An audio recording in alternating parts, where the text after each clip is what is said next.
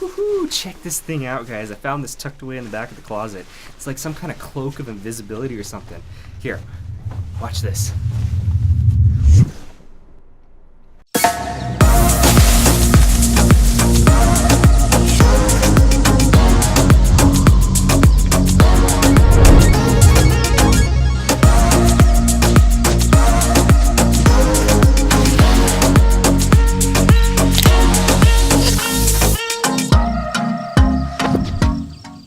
How's it going, everybody? Dylan Johnson here. Welcome to the video. So great to see you all. So great to see all your smiling faces. Hope you guys have had a good day. Now, we're going to get into the topic of today's video, and we're going to be covering 3 camera basics that you need to know and everybody who touches a camera needs to know in order to start stepping up their photography game. So let's jump straight into it.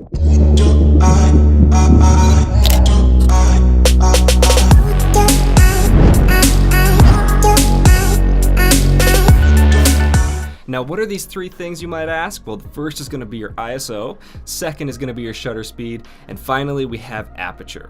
These 3 things, you combine them together and you basically got the holy trinity of everything photography related. Now first we've got our ISO. ISO can be interesting because what it does is essentially it adds fake light into your scene. What it will do is it'll increase your sensor's sensitivity, the camera sensor's sensitivity to the light already in that scene.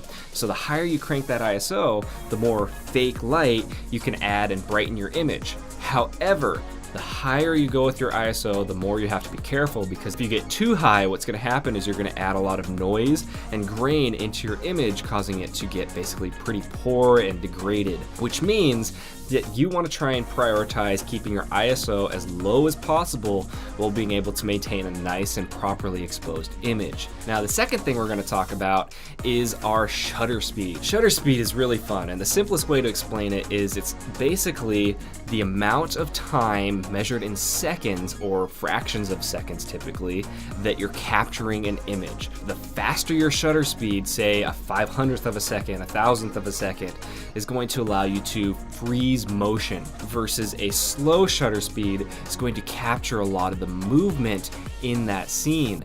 So let's go over an example real quick. I'm going to spin this coin on a table and we're going to take a couple of images at 2 different shutter speeds to demonstrate what it does. Now first we're going to capture an image at 4,000th of a second, so the fastest shutter speed that my camera can possibly go.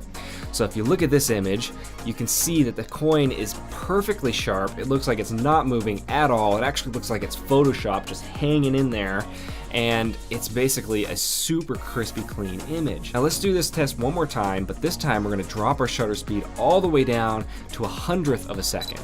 So now you can see at the second image, what we've actually captured is some image blur or some motion and rotation of that coin while it's spinning. We don't have that super crisp and sharp image anymore. Now we've actually got a little bit of motion blur as that coin is spinning. So there's a couple of examples that you can see really clearly how a higher shutter speed is going to allow you to really freeze motion, whereas a slower shutter speed is going to capture any motion in your scene. The shutter speed can be really fun. You just got to play around with it and figure out how you like to use it best. Moving on to the last one, definitely not the least though, is aperture. And aperture is actually my favorite to work with because it gives you so much creative freedom with how you're capturing your images. Now, what do I mean by that? So aperture allows you to control the depth of field in your image. Aperture is generally measured in f-stops, so f1.4, f1.8, 2.8, 3.6, 4.0, so on and so forth. And the funny thing about aperture is actually the smaller that number, the larger your aperture is considered to be, or the faster your lens. So when you hear people talk about fast lenses, they're talking about lenses with a very low numbered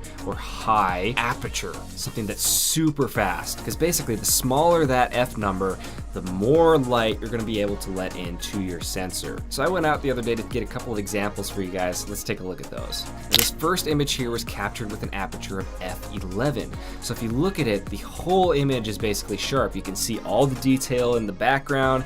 You can see the one wheel and that tree super crisp and clean. And you can even see some of the detail in the foreground that's pretty sharp as well.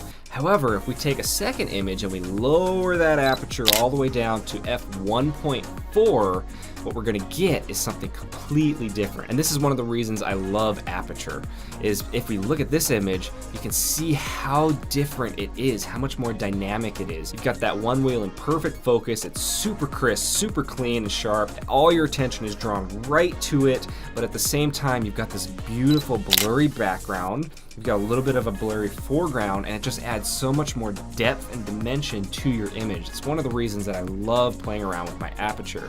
Aperture, for me, is what allows me to help give story and life to my images. So how do you actually control this blurry background, or bokeh as it's called?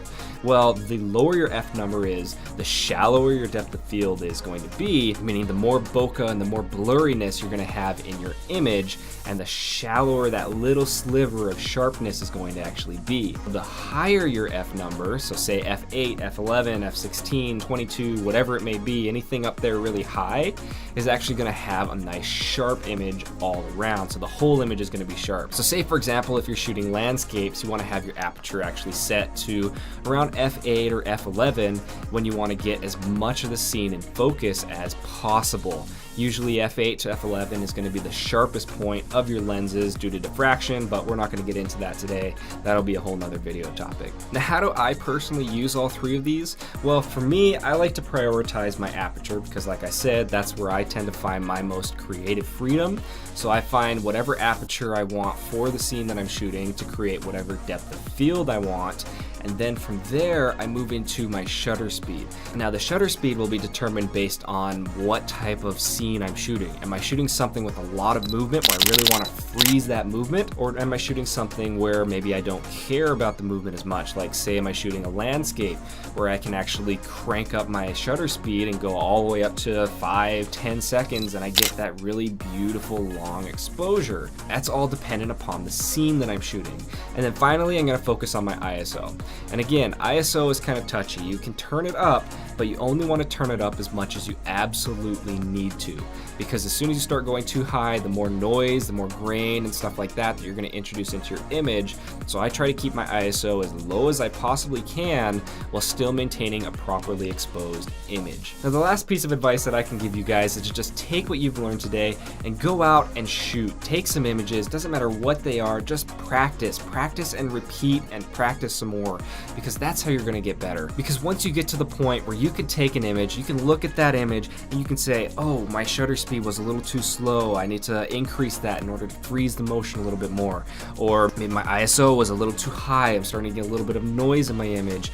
Or maybe my aperture was a little wide open. I need to bring it down so I've got a little bit less depth of field, keep everything a little bit sharper. Once you can get to the point where using these three things is basically like second nature to you, that's when you can start taking unbelievable images. That's when you'll start understanding what it is you're doing, and you'll be able to create better and greater images than you've ever created before. So as always, I hope you guys have enjoyed the video. I hope you guys have learned something. I hope you guys have taken something away. Don't forget to smash that like button, subscribe if you're new, because we got great videos like this coming at you all the time. And as always, thank you for watching. I will see you guys in the next video. Bye.